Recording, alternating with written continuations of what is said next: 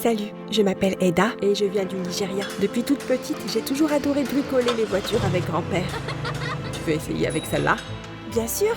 Grand-père, c'est génial. Un jour, je viendrai construire des voitures et...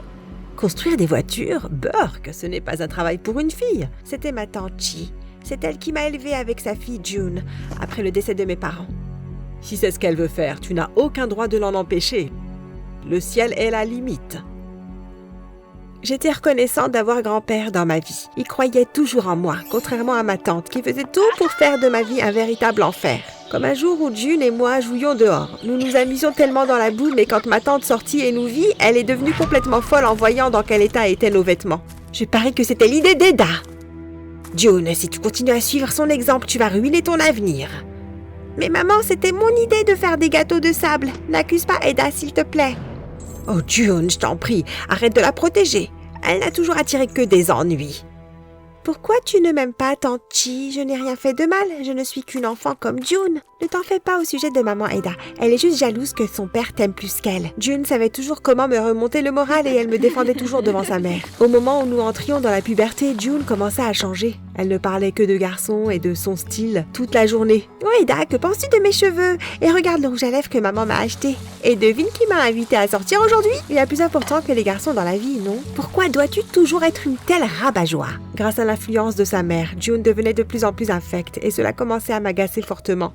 Un jour, alors que nous avions 14 ans, nous nous rendions à l'église quand June cria soudainement sans raison. « Oh non, j'ai oublié de mettre mes boucles d'oreilles !»« Je n'en porte pas, je suis sûre que tu peux survivre une journée sans tes boucles. » C'est pour ça que tu n'arriveras jamais à rien dans la vie. Tu n'as aucun sens de la mode. Va lui chercher ses boucles d'oreilles. Mais la maison est loin maintenant et il pleut. J'ai dit dépêche-toi. Tante Chi me fit retourner à la maison sous la pluie pour une satanée paire de boucles d'oreilles. Je revenais à l'église trempée. Je dus donc attendre dehors que tout soit fini. J'étais vraiment en colère contre Tante Chi et June. Tu m'as fait faire un aller-retour sous la pluie. Pour ça. Désolée, je ne peux pas vraiment être sans. June était peut-être en terrain conquis à la maison, mais ce n'était pas le cas à l'école. C'était moi le cerveau. Je restais première de la classe alors que June n'arrêtait pas de rater les cours jusqu'en terminale. Mes professeurs pensent que je ne vais pas avoir mon baccalauréat si je continue comme ça. On n'a pas besoin de bonnes notes quand on est aussi belle que toi. Un jour, tu rencontreras ton riche prince charmant et tu n'auras plus à t'en faire. Mais quel conseil fantastique! Tu devrais lui dire de lire encore et encore pour qu'elle puisse trouver un bon travail et qu'elle devienne riche par elle-même. Oh, tais-toi, face de cambouis! Vivement que je sois libre et que je sois loin de ces deux-là et de leur mentalité à la noix. J'accompagnais June chez le coiffeur un samedi et sur le chemin, nous avons vu un homme gratter sa guitare avec un bol de contenant que du chewing-gum devant lui. Wise men say only fools rush in. Malgré ses drides et déchiquetés et son accoutrement, je pouvais voir à quel point il était beau. Mais je remarquais aussi qu'il n'avait d'yeux que pour June. Au moment où nous allions passer devant lui, il se leva d'un bond, nous faisant face, et continua à chanter. Can't help falling in love with you. Salut ma beauté, tu es électricienne parce que tu as définitivement illuminé ma journée. Tu es aveugle? Tu vois un corps sexy comme le mien et tu assumes que je suis électricienne? Ce n'est pas de la drague bon marché, cousine. Cela veut dire qu'il t'aime bien. Ouais, sérieusement, tu ressembles à un ange et Est-ce que je peux avoir ton numéro? Il lui tendit un morceau de papier et un stylo, mais June cracha dessus et lui rendit le papier, ce qui me choqua. Tu es mignon, mais voilà ce que je pense des gars fauchés comme toi. Trouve-toi une fille dans ta catégorie. June, c'est vraiment impoli. June s'éloigna sans une excuse et je me sentis mal pour le garçon. Écoute cette belle chanson. Je n'ai pas d'argent, mais je peux peut-être t'inviter à déjeuner demain pour m'excuser du comportement de ma sœur. Je lui donnai la carte de visite de grand-père. Merci. Je ne pensais qu'il accepterait mon invitation, mais le jour suivant, grand-père et moi étions en train de travailler sur un camion quand nous entendîmes quelqu'un jouer de la guitare. C'était le gars à la guitare de la veille. Salut, tu te souviens de moi? Bien sûr que je me souviens. Enfin, un peu, oui. Je réalisais à ce moment-là que j'étais recouverte de cambouis et tout ce que je voulais, c'était disparaître. Je ne suis pas toujours aussi sale. Nous avons une expression qui dit que les gens sales sont les plus riches. Donc ce n'est pas du cambouis que je vois sur toi, mais de l'argent. Quoi? Je m'appelle Austin. Austin était vraiment très mignon et cela devint une habitude pour lui de venir au garage. Il me tenait compagnie en me racontant des blagues, en jouant de la guitare, même si j'adorais sa voix mélodieuse. J'essayais parfois de le persuader d'utiliser son temps à bon escient en travaillant pour que grand-père puisse le payer, mais il ne voulait rien savoir. Ah non, je ne suis pas un manuel.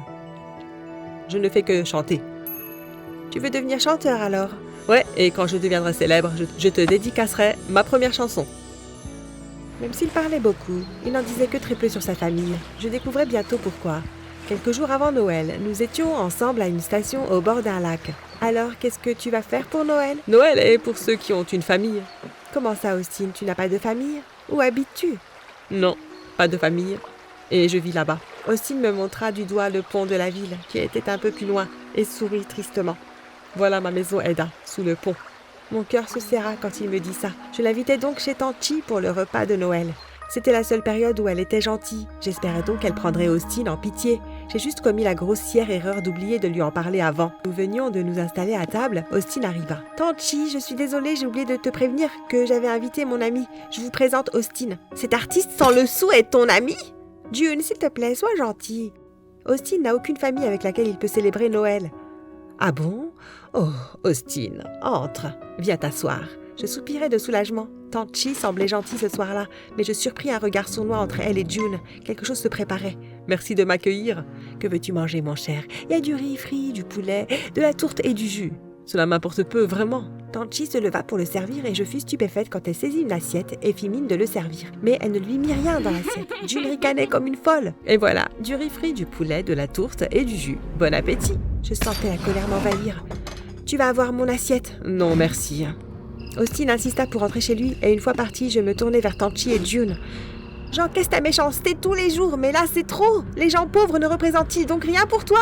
Tu ne respectes même pas ton pauvre père. Ne me crie pas dessus, petite ingrate. Tu as un sacré culot d'avoir ramené cet individu puant ici. » Je ne revis pas Austin pendant au moins 3 jours. Mais quand je le revis, je fus surprise de le voir très souriant. « Austin, que se passe-t-il? » J'ai gagné un concours de musique. Une agence de musique veut que j'aille aux États-Unis pour signer un contrat. Je m'en vais début d'année prochaine. Tu vas aux États-Unis? Je t'avais dit que j'y arriverais. Il était tellement excité. Et j'étais tellement heureuse pour lui, mais il allait me manquer. Le soir de la Saint-Sylvestre, nous nous sommes rencontrés au pont, la dernière fois avant qu'il ne parte, et l'atmosphère était lourde. Tu vas me manquer, Austin. Il me regardait et nos visages se rapprochèrent juste au moment où les feux d'artifice se mirent à signaler le passage de la nouvelle année. Il m'embrassa légèrement. Il y avait les feux d'artifice aussi dans mon cœur. « Attends-moi alors, je vais revenir. » J'attendais, je faisais en sorte d'être occupée. Avec mes économies et l'aide du grand-père et l'aide de grand-père, et après avoir eu mon baccalauréat, je poursuivais enfin mon rêve en intégrant une formation automobile à l'université alors que June devenait mannequin. 3 ans passèrent et je commençais à perdre espoir de revoir Austin. Mais un jour, alors que j'étais à la maison en train d'essayer de finir un projet, j'entendis soudainement « Ah, ce n'est pas possible, ce n'est pas possible !» J'ai couru pour voir ce qui se passait. « June, que se passe-t-il? Regardez qui est à la télévision !» Je regardais et mon cœur s'arrêta presque de battre. Austin était à la télévision et il était interviewé. Il était une grande star maintenant et il allait revenir au Nigeria pour un concert. « Maman, je dois aller à ce concert.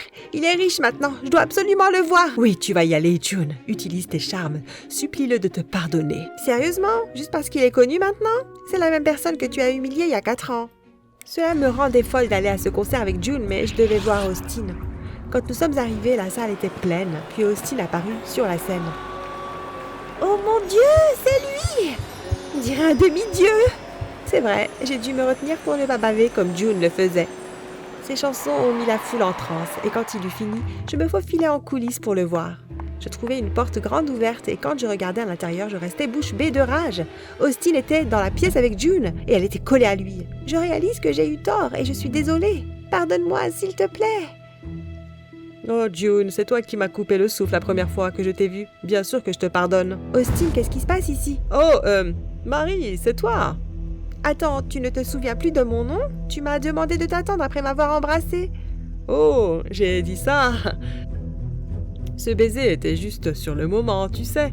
June et moi faisons un meilleur couple de toute façon. Elle est mannequin et je suis chanteur. Tu n'es qu'une...